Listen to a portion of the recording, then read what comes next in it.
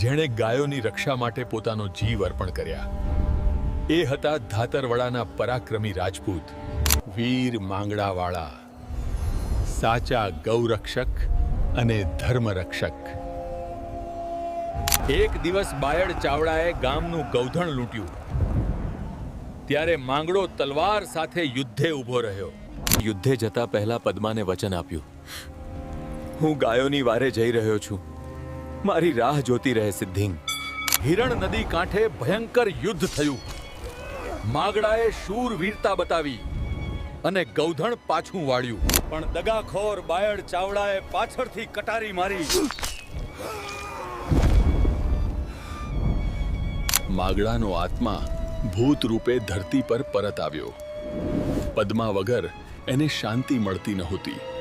આ બાજુ પદ્મા પોતાના પ્રીતમની રાહ જોતું જોતું તૂટી પડી. પણ પ્રેમનું બંધન એણે ક્યારેય તોડ્યું નહીં. વડલાની નીચે માયાવી દરબાર ઊભો કર્યો અને પદ્મા સાથે 4 ફેરા ફર્યા. છે પરાક્રમી છારવટિયાએ માંગડાનું દુઃખ જાણ્યું અને એની છાતીમાં ફસાયેલી કરચ કાઢી મંગળાની રાખનું દામોદર કુંડમાં વિસર્જન કરવામાં આવ્યું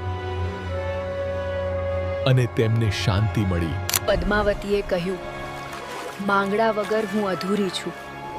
અને એણે પણ જળ સમાધિ લઈને પ્રાણત્યાગ કર્યો. પ્રેમ અને બહાદુરીની આ વાર્તા આજે પણ જીવંત છે.